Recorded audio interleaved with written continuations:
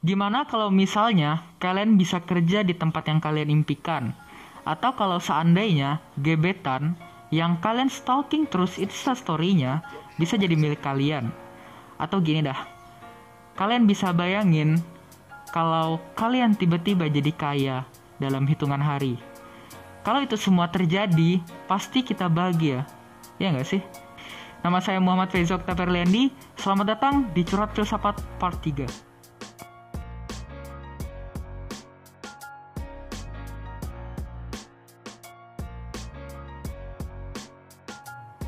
Faktanya, untuk mengetahui kita bahagia itu bukan perkara mudah. Kalau kalian lihat di sosial media, nggak sedikit selebriti yang kita kira mempunyai hidup yang bahagia karena mereka ganteng, cantik, kaya, dan sebagainya. Akan tetapi, muncul berita ada percobaan bunuh diri, narkoba, biar bisa hidup bahagia. Pertanyaannya, kok bisa ya seperti itu gitu? Kok bisa ya mereka seperti itu? Bukannya orang-orang yang hidup terkenal seperti itu hidupnya bisa dikatakan nyaman gitu. Kenapa sih kok mereka seperti tidak bahagia gitu? Sampai akhirnya banyak terkena kasus, dan apakah ini memang sifat manusia yang memang sudah mendapatkan semuanya? Jadi gini, kalau kata ahli psikologi asal Amerika, Philip Brickman dan Donald T. Campbell menyebutkan tingkat kebahagiaan manusia cenderung sangat cepat untuk kembali stabil, terlepas dari terjadinya perubahan dalam hidup yang positif atau bahkan sangat negatif. Kita mendapatkan pencapaian dalam hidup kita, respon yang muncul itu seperti, oh udah ini kayak biasa aja gitu. Seringkali kita menjadi hampa saat kita kejar terus pencapaian itu. Hal ini sebenarnya bisa dijelaskan dalam konsep yang bernama hedonic treadmill. Jadi gini, hedonic treadmill ini mengibaratkan usaha kita mengejar kebahagiaan itu kayak lari di atas treadmill. Sekeras apapun usaha kita buat ningkatin kecepatan lari, kita bakal tetap di situ-situ aja. Hasil dari penelitian Brickman dan rekan-rekannya terhadap orang-orang yang menang undian gitu, atau kayak orang-orang yang tiba-tiba kaya gitu, itu mereka bisa ngasih gambaran yang jelas tentang gimana hedonic treadmill ini terjadi. Coba kalian bayangin, misalnya kalian tiba-tiba dapat uang $50 juta atau berapapun itu, pasti nggak usah kerja lah atau apalah gitu kan. Hidup tinggal makan aja. Apapun dilakukan sesuka hati aja. Dibilang bahagia terus ya nggak juga. Hasil dalam penelitian ini menunjukkan kebahagiaan para pemenang undian itu kembali pada ketingkatan semula setelah 1 tahun memenangkan undian. Nah, ini yang dinamakan hedonic adaptation. Mau sepositif apapun kejadian hidup yang terjadi pada kita, kebahagiaan bakal cenderung kembali stabil kepada level awal. Dalam kasus pemenang undian, mereka itu merasakan standar kebahagiaan mereka memang jauh lebih tinggi.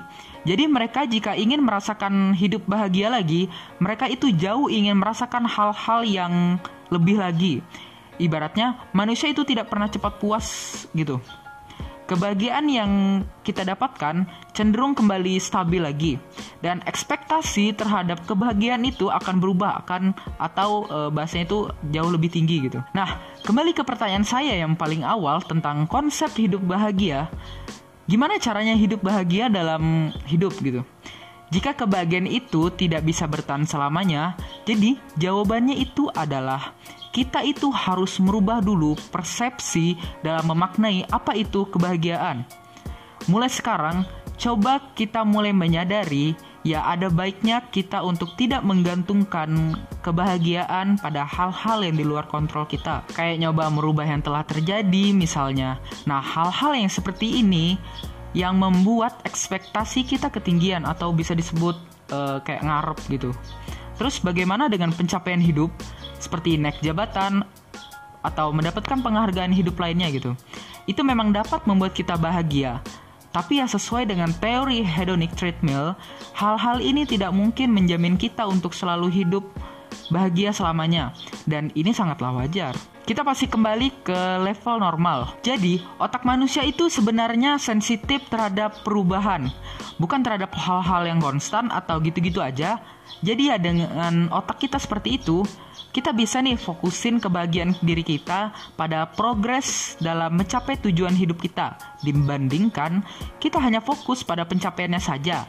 Dengan begitu, jika kita berprogres sekecil apapun dalam mencapai tujuan hidup kita, ya kita pasti mendapatkan kebahagiaan. Contohnya, seperti kita naik gunung, kebahagiaan itu bukan hanya saat kita di puncak, tapi justru saat kita mendakinya mendapatkan sebuah makna gitu. Entah capek atau apapun itu. Sekian untuk Curhat Filsafat part 3 kali ini. Sebenarnya ini adalah part terakhir dalam Curhat Filsafat ini. Jika selama dalam curhatan di video saya banyak sekali salah dalam penyebutan istilah atau apapun itu, mohon dimaafkan. Dan jika ada yang ingin didiskusikan di kolom chat di bawah ini, sangat bisa. Saya tutup video pada hari ini. Tetap jaga kesehatan dan selalu mematuhi protokol kesehatan. Assalamualaikum warahmatullahi wabarakatuh.